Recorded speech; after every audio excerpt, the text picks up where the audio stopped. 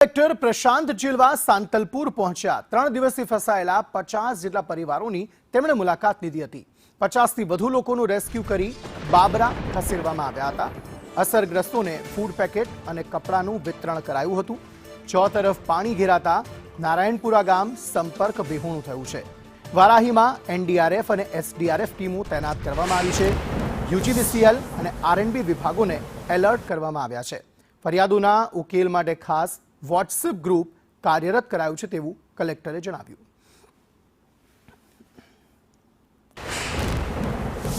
છેલ્લા એક દિવસથી વધારે વરસાદ થઈ રહી છે। કાલે સવારથી સાંજ સુધી આ બંને વિસ્તારોમાં સાંતલપુર અને રાધનપુરમાં વધારે વરસાદ હતી, પણ સાંજ પછી વરસાદનો જે વેગ છે થોડું ઓછું થઈ ગયું છે। પણ છતાં અમે સાવચેતીના ભાગરૂપે બધી જગ્યાઓ પર મુલાકાત લઈ રહ્યા છે। જે જગ્યાઓ પરથી આપણે કમ્પ્લેન્ટ્સ મળી રહી છે એ બધાની અમે નીચે લાઇન ડિપાર્ટમેન્ટને સૂચના આપીને તરત જ એનો ઝડપથી નિકાલ થાય, જે રિસ્પોન્સ ટાઈમ છે એ ઝડપથી થાય એ અમે ઇન્શ્યોર કરાવી રહ્યા છે। हमारी बटालियन की एक टीम यहाँ पर तैनात की है, जो कि हमारे कमांडेंट श्री सुरेंद्र सिंह के निर्देशानुसार यहाँ पर तैनात हुई है।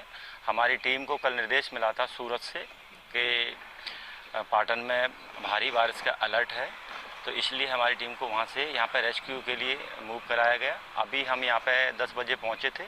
हमने डिप्टी कलेक्टर महोदय से वहाँ मीटिंग की और उनने यहाँ के लिए हमें एयरमार्क किया है।